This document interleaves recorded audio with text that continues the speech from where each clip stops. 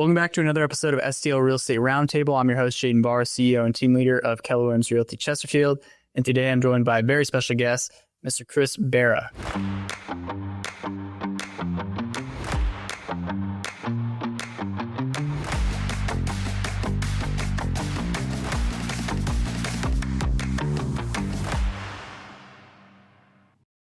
Chris, thank you so much for being on. Yeah, thanks for having me. Let's dive right in. So I start off pretty much every episode the same, which is what got you started in a career in real estate? Man, that's a great question. So I've had my own business since I was 20.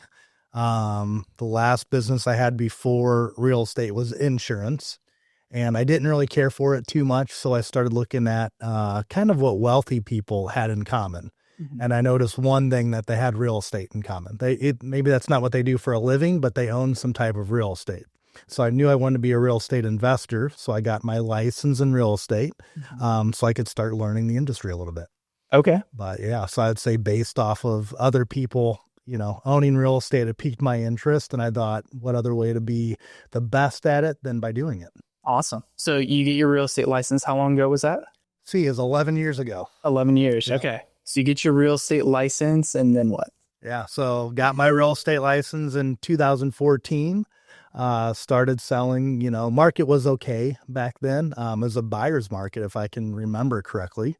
And probably 2 years later, I went on every inspection. I learned everything that I could about real estate, really got the process down. And then in 2016 is really when I started investing in real estate. So, which was the entire purpose of me getting into it. So I was getting paid to learn how to do real estate. On the inspections, I was learning what electrical panel cost and what, flooring cost and what paint costs were, all those things, while being able to service my clients, because I would actually be the one finding. I say, no, don't worry about it. I'll go ahead and I'll call all the contractors. I'll coordinate everything for you, which was a win-win for both of us. That's awesome. Okay. So you started investing in 2016? Yep, 2016. Yeah. So take me through kind of the real estate investing journey and kind of what that's looked like. Yeah. So my first first investment property was my house that I lived in. It's something I recommend for everybody, definitely. So I didn't have to put any money down. We had a pretty low interest rate at the time. I think cash flow was like $500 or $600. So that was pretty easy. We had enough cash to put down on our other property. And that's how I got started in it. I will say in 2014, if you wanted an investment property, you just go out and get one. So there weren't a lot of investors. The market wasn't saturated like it is, right now. Everyone is a real estate investor these days. Yeah. So, okay. So you get the first property, and then first property. What does it look like today? Kind of what's that journey been like? Yeah. So I got very fortunate. I switched over to Keller Williams in 2015. So I was with another brokerage and then switched over to Keller Williams in 2015. My first year I did about 30 transactions, which was pretty good. My 2 years later, after I had my property as a rental, I actually helped a buyer purchase a property from a guy named Brendan McCarthy, who was also with Keller Williams. And I said, hey, I got some extra money. I've been doing well. Can I give you some money to invest in your projects? He said, you can't do that. However, I've been seeing your name a lot. What if we partner on a deal? So we partnered on a property that was in South St. Louis, and we did that one as a flip. That one worked out very well. Then we did another one together, and then we did another one, and then we grew. We still have a partnership today, and we just kept growing and growing until we were doing, 2 flips to 1 rental property. And it was one of those partnerships that we didn't have to think about. He just knew what his role was. I knew what mine was. We trusted each other. It just worked out perfect. And the one thing, Brendan's about a little bit older than I am. So the thing that we worked out, I said, hey, show me how to get started in real estate. And I promise, I'm going to repay you back. In a couple years after I get this figured out, I'll be the one showing you how to do things. I'll be the one, you can take your foot off the gas a little bit and let me take over. But I owe a lot to Brendan for just getting me started and really showing me the processes. Yeah, that's something that I'd like to dive into a little more is, the idea of mentorship and coaching and things like that. It sounds like he kind of played that role in your world for a season, right? Yeah. maybe even still today. But talk about the importance of coaching. And I know you're very into fitness too. I think you have a fitness coach as well. Yeah. So just talk about the importance of coaching in different areas of your life and kind of the role that's played. Yeah. So for me, I used to want to own 100% of everything and do it all on my own. And the one thing with coaching is, you'll hear me say this about fitness, it's like cheating. A lot of times I feel like I'm cheating the system. So me doing a investment property on my own, I probably would have lost a lot of money. I didn't know the process. I probably would have had a plumber come in, install the plumbing, and put the drywall up without it being inspected, right? Then have to take all the drywall down and then have it re-inspected and make all those mistakes. But I had someone that I could lean on to show me the process, very similar to bodybuilding. The reason I'm good at bodybuilding is because I can follow a process. So like, it's funny, actually, this morning, a guy that we both know, Corey Ball, I hate admitting this, but I didn't eat my breakfast. I had 2 protein bars, and he's like, that's the way to go. Just grab a couple protein bars in the morning. I go, no, don't do this. I go, you have to eat real food like eggs and oatmeal and, get it from like a 1-ingredient source if you can. And then I showed him the protein bar. I go, did you realize that these protein bars have 12 or 14 grams of fat in them? And they didn't realize it, but that's what I was doing pre my coaching, right? Yeah. So that's why I say it's like cheating, because what we're taught by society is like, like protein, as long as we're getting the protein, it's fine. But there's other things that factor into it, like how much fat intake, how many carbs you're intaking. But so I say it's cheating, because if someone gives you the blueprint that's already been there, all you have to do is follow the plan and you'll succeed. Yeah. And you mentioned, being at Keller Williams, like that is pretty much what we're known for, right? The red book, right? It's easy. The processes, the systems, and the models. Like, people have made the mistakes before us that we don't have to make the same ones. Yeah, exactly. So there's a guy named Charlie Jabaley. So he's known as CEO Charlie. He was a producer for 2 Chainz, and I listened to him speak. It's probably been about 5 or 6 years now. And he said something that really stuck with me. And it goes kind of off like the Keller Williams model, but he says it's already happened. Time just hasn't caught up yet. And basically what that means is, here's the playbook. If you do X, Y, and Z, this is going to be the result. And it goes hand in hand with business, and it goes hand in hand with bodybuilding.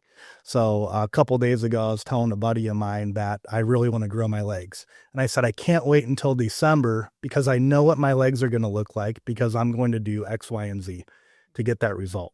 Right. That's awesome. Okay. So what does the real estate investing world look like for you now? Like today, like you're pretty much out of helping people buy and sell? Or do you still do that? We still do. We help people buy and sell, past clients, primarily investors. But our primary focus right now is property management. So we key renter property management. So let's dive into that. Yeah. What does that look like? Yeah. So we do single family and small multifamily homes. And we are a property management company, but we're really a real property asset management company. And what that means to me is that any property management company should be able to help someone fix a toilet, or, a tenant calls and says, hey, my door's not shutting right. Like, okay, we can call a handyman and fix that. The difference with the real property asset manager is a lot like your financial advisor. We're looking at the portfolio and saying, okay, how do we get this portfolio to perform at its maximum, efficiency? So what are things that we can do today to prevent service calls? Like, for example, we use a third party after hours, even during the day that they're available, where a resident can call if they have an issue. They're connected with the contractor, and the contractor will do a video FaceTime with them and help them diagnose the problem, so we don't have to send anyone out there. So that's saving owners $200-$300 for a service call, right? Yeah. So we're thinking, like, what is the problem? How do we solve it? And then we'll even go a step further and say, what's going to be the next problem that they have? And then how do we solve that? Right? We can tell someone how to flip a breaker, but if they don't know where the breaker is, so it's say, okay, so the second problem is, where's the breaker? We have someone on video to help walk them through that. So that way they don't have to call the next time. Yeah. Just they're calling. Exactly. Yeah. Saves everyone time. Yeah, that's right. Awesome. Cool. And the resident's happy because it's getting fixed. Yeah. within Yeah. a couple minutes instead of them waiting for someone to come out to flip a break. 2 days or Yeah. the next day, Yeah. right? Yeah. Cool. Cool. Well, you were in my role for a season, right? So the team leader of the Keller Williams St. Louis office. Like, talk to me about, your passion for leadership and you're somebody that I really admire and look up to as far as like discipline and habits and things like that. I think we connect on that level. But what does leadership mean to you, and kind of what's your take on leadership? Yeah, I'm stealing words out of Gary Keller's mouth, not because of KW, but I think he described it the best when I was at a conference. He said, being a leader is teaching people how to think. And I think, well, I know that that's very impactful for a lot of people because they're usually thinking in a very narrow way, where if we can share what we know, and a lot of times I'm not even sharing what I know, I'm sharing what I've learned from other people that are a lot more successful from me. Right. So, again, going back to like bodybuilding or business, what I love about it and how I've been very successful is I don't have to know the answers. I just have to know where to get them. Mm-hmm. So showing people, how to find those answers and how to utilize all the resources that are at their fingertips, especially with like ChatGPT and, my company uses a program called Notion for all of our standard operating procedures. So they just have to know where to find the idea, and I can put all my thoughts in there so they can think like I think, but it's really not me. It's thinking how my mentors think, or the people that you follow or listen to, exactly. And you're taking things from. Yeah, that's awesome. What do you think has been the key to your success at this point? I think it's being able to be humble and accepting that other people have done it better than I have and simplifying it. Like, let's take the meal plan, for example. Like, here's the plan. Just eat these things and you'll get this result. With Key Renter, we have something similar. We have 20 hours a week of lead generation. So it's like, I was talking to a couple other franchise owners the other day and I go, it's almost impossible to fail if you spent 20 hours a week doing lead generation. Even if you didn't have your scripts and you weren't perfect at it, it's almost impossible. If you spoke to, 20 people or 50 people a week, naturally you're going to get better at it, right? You're going to get more comfortable about it. So yeah, I think it's just following processes. Mm-hmm. Yeah. Following processes, following systems, right? You don't have to be the most talented, and you just got to do it. You just got to take action. Yeah. Yeah. What have been some lessons learned over the years, whether it's, real estate investing or building your sales team or, anything business related? What do you think have been some of the key like turning points or lessons learned? Yeah, I love that question. Everybody loves hearing the good, but what they really want to know is like, how did we all mess up? As the bad, right? I think it was me trying to do everything. And I'm building Key Renter a lot different than I have businesses in the past. And I'm hiring early on. That way I can spend the time on doing things that I'm best at, right? So we already have an office coordinator. We have a maintenance coordinator. We started an in-house handyman service that only services Key Renter, no one else. Again, it's keeping it small, keeping it focused. But it's really having faith and spending time training people up front versus waiting until it's way, way too late. And then you're so busy in your day to day that you don't have the time to pour into people. Right. What does a typical day in the life or week in the life of Chris Berra look like? So I'd probably get up at 4:30, 5 o'clock, have my first breakfast. Then I go to the gym, work out. After that, I come home, have a second breakfast, and I try to be in the office every day about 9 o'clock. So I treat my business as a business. I think another great thing that I do is I just consider myself an employee of Key Renter. So I clock in at 9 o'clock. I do my task. I'm a leader, making sure my team members are set. I'm making sure they have everything that they need for the day. And, the goal is to leave the office by 5 o'clock if I can. So I'm kind of doing that throughout the day, visiting properties. I'm usually on the computer. So I also want to be very intentional with my time. So I try to do all my computer work from 8 to noon. And then from, noon to 5 o'clock, I'm doing all my field work. That way I'm not going back and forth and wasting time in the car. Then after that, I come home, have dinner with the family. I'll typically do cardio late at night. I'll just go for a walk or on the Stairmaster, something like that. But we pretty busy life after work as well. So I have a daughter that just went to she's going to college here pretty soon, and then I have a 5th grader. Then my girlfriend has a 5th grader and a 3rd grader, and her kids play soccer, and my daughter plays volleyball. And we're very social, so every single night there's like something going on. So yeah, I think that's something that a lot of agents, they struggle with, especially like top producing agents, right, that are selling a ton of real estate. Is you're kind of on all the time. Like how do you successfully manage your time, or what are some hacks to get the most out of your day? Because it sounds like you're very scheduled, like you protect your time really well.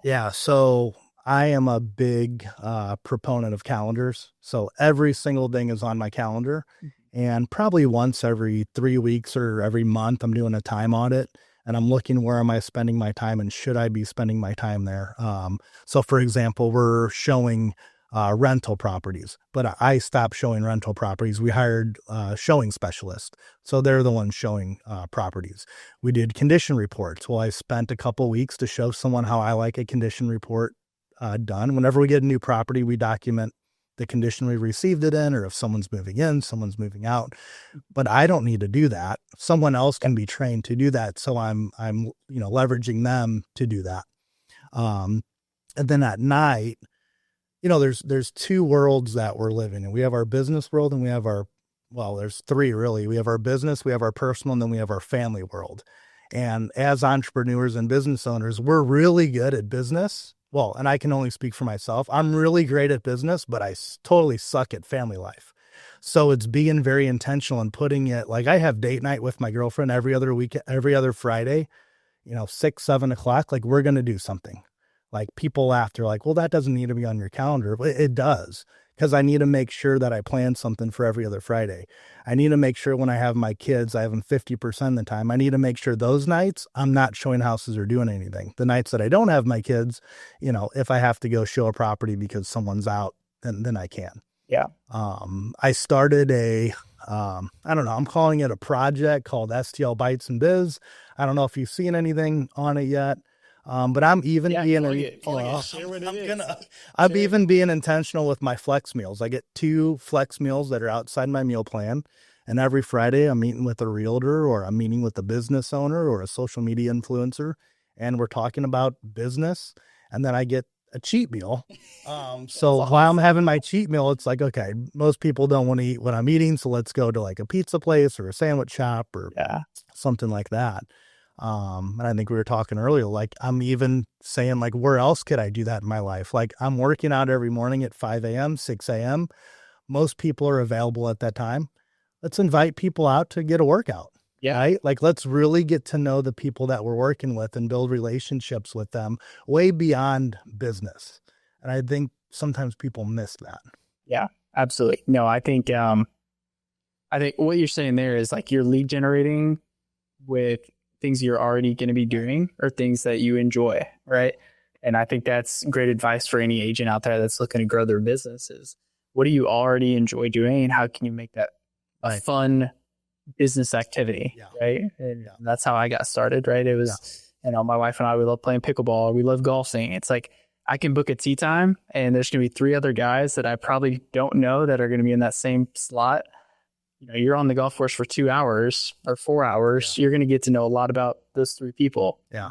Add them to your database and follow up with them and add value, What I like about it is they also are into what you're into. So it's a natural relationship. right? So first we're identifying, okay, can I hang out with this person? And if I can, they move on to round two. Do they know what they're talking about in business? Right. Right. Because that's a big part of it, because the clients that we have are probably similar to us because we attract, like-minded people. So if we're getting along with them, then they're probably getting along with them as well. Absolutely. Yeah. Absolutely. What's kind of the vision for your business, whether it's key renter or, investing or, whatever it looks like? What's the 3 to 5 year vision for what you're building? So right now we had a bunch of lower B class properties, C class single family homes. I'm actually selling those off. I'm selling my personal property. We're stacking cash, and I think I'm going to move either into the multifamily space, or I read another book. It's a really small book. I apologize, I can't remember the author, but he's in my Real Business Owners Mastermind that wrote it. And he wrote a book called Buying the American Dream. And he talks about a lot what Cody Sanchez talks about, but he talks about which hers is Main Street Millionaire. Which was a great book. Just read it last week. Another great book. But he talks about buying an existing business that's already profitable. Yeah. So I started looking at businesses versus real estate, and I think I want to have both. But that's kind of where I'm at now. Like, do I want to buy another business once I stabilize Key Renter and it's running on its own, and then purchase another business, or do I want to put that back into real estate? Yeah, I think that's a huge opportunity we should definitely touch on right now is like, there's so many adjacent businesses to real estate. Like real estate touches almost everything, right? Plumbing, electric, window washing, power washing, roof, gutters. There's all these different ancillary businesses that touch real estate. And there's these family owned businesses that have been in the business for 40 plus years. And those business owners, they want to retire, but they don't always have, someone to hand the business off to, right? Yeah. So you can step into an already profitable, highly functional business that's established. You don't have to do all the groundwork to build it. It's already been built. You just get to step in and add value, whether it's through social media, marketing, advertising, and, step into a profitable company. Yeah. Right. Yeah. So, and I think that's being overlooked, right now, because I know there's a stat in both of those books, but I think the average business owner is late 50s, 60. They're in the retirement age, right? So there's a lot of these businesses, they don't have a website. They don't have social media presence. So what their current value of their business is, word of mouth. It's not really what it could be. The potential for their business growth is substantial. So, which reminds me, another thing that we're looking into is acquisition. So we're looking to purchase more property management companies of, mom and pops that are still keeping records on Excel sheets and, have 50 keys to 50 different properties. And, so we're looking into that as well. That's awesome. So that's awesome. Well, what's kind of the thing that you're most proud of with what you built, the companies that you built? That's a great question. I have a fun, just side company project that I do. I'd say I like the real estate stuff. I've liked that I've impacted people that way. A bunch of people have bought rentals because of it. But recently, I coach about 4 or 5 people in fitness.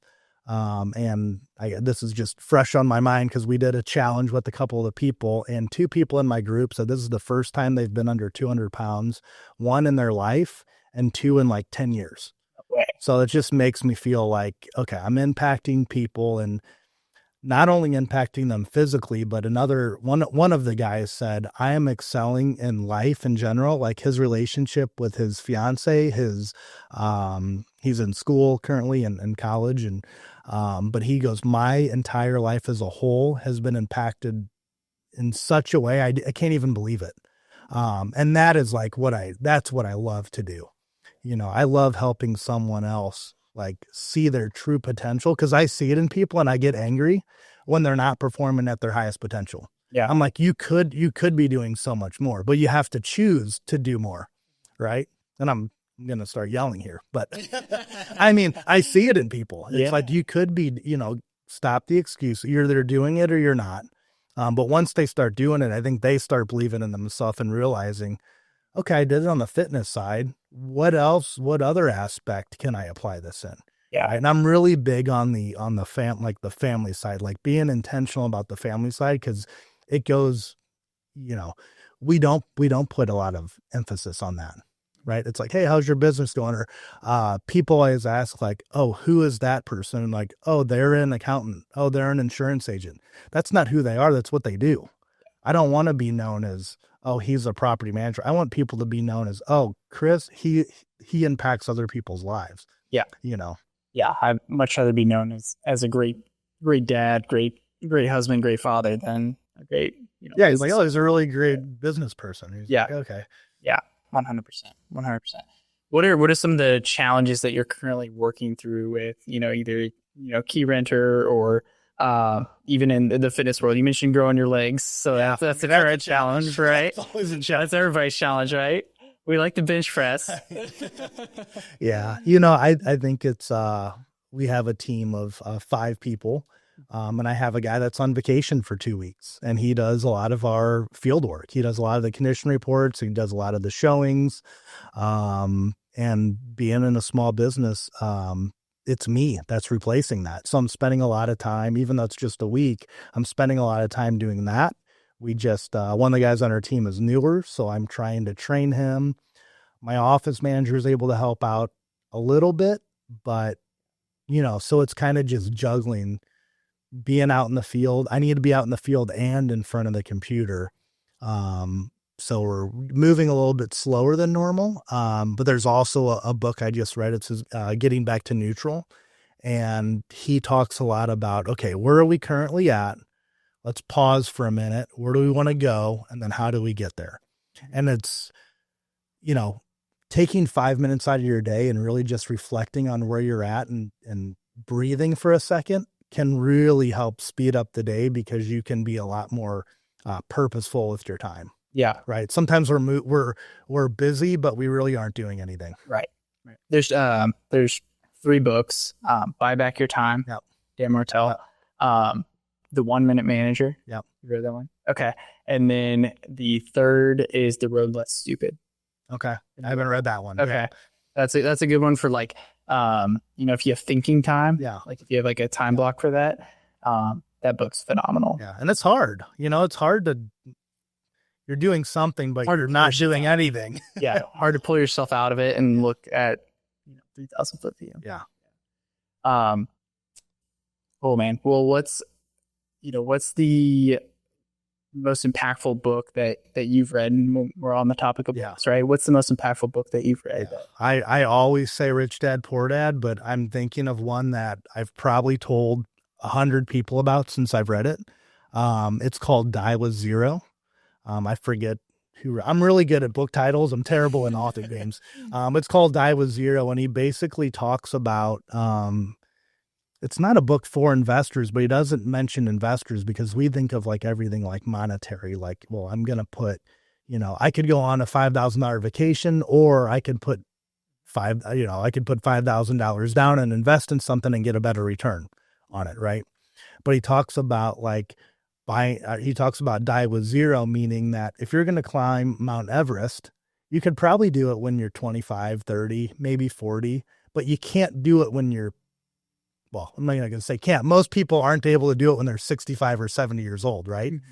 So he's saying do it when, like, forget about the money part, do it, but you're investing in a memory. And if you do it when you're 30 years old, you're going to be able to enjoy that memory from the time you're 30 until the time that you die. Yeah. Right. So he says a lot of us as entrepreneurs are saying, oh, I will climb Mount Everest when I retire. You're probably not going to be able to, right? My girls and we went on a vacation a couple years ago. And it was before I read, I think it was right after I read the book, and we went on like the best Disney vacation that we could go on, because he was saying that same thing. He's like, okay, maybe the vacation's $10,000, but make it so badass that you're going to remember that and they're going to remember that from like years to come. So it's 10 grand, but you're doing it when you're 40. By the time you're 70 years old, like each memory, the cost of that memory is less. Right. Does that make sense? Because you did it early on in life. Right. Versus like, my kids don't want to go to Disney when they're 40 and I'm 60 years old and we're all three going to Disney. Like it's just not the you same. average that memory out over a 30-year span. It's like dropping the bucket. Yeah. Right? So that really, so I've another thing that Gary Keller said that kind of goes along those lines is he says he's an introvert. So he always buys like 4 tickets, him, his wife, and he has to invite another couple out. So that's a way that I've been like, I'm going to the Chiefs game for the first time in December of this year. I bought 4 tickets and I have to go with 2 other people. And it's something I've always wanted to do. But I just do it. Like, it's okay to live life. Yeah. That's awesome. That's awesome. Have you always been into fitness, or is that something that's kind of developed over? Not at the level I'm at. So that's why I say it was like cheating. So I've worked out since high school, and it's like, okay, you think you're in shape, right? Until you really start seeing like the bodybuilding community and you realize like, okay, these people are really in shape. And it's true. Like 80% of it is the diet. So going back to like those protein bars, like you think you're doing the right thing. I'm eating protein and then I'm having a good lunch, and then I'm eating another protein bar, and you're not checking out what your macros are. And it's just a game changer knowing what to eat. Yeah. And just being very intentional of like going into the gym and training versus working out. So every set that I'm doing, every time I'm, pulling or pushing a weight, I'm really focused on, am I hitting the muscle group that I want to hit? If I'm doing an exercise and I'm not feeling that muscle, like I'm so into it. I'm watching videos. I'm asking other people in the gym that, are in really good shape. Like, can you show me how you do that? Where are you feeling that at? So, I mean, it's just really going deep into it. Right. And again, if I'm going to be at the gym for an hour, how many people do you see at the gym? Right? Every single day, they look exactly the same because they're coming in the gym. They're not working. They're just kind of going through the motions, and then they go home and then they have their bowl of cereal and they eat their pizza at night, and that's fine, but if I'm going to spend time on something, I want to make sure that I'm doing it. Maximizing it. Yeah. That's awesome, man. And I'm sure that's carried over into so many other areas of life, right? The level of intentionality and purpose. Right? Yeah. Awesome. Well, Chris, it's been a pleasure having you on the podcast, man. I appreciate it. I know everybody's going to get a ton of value from this episode, so thanks for taking the time. Cool. Thanks. Awesome. We'll catch you on the next episode.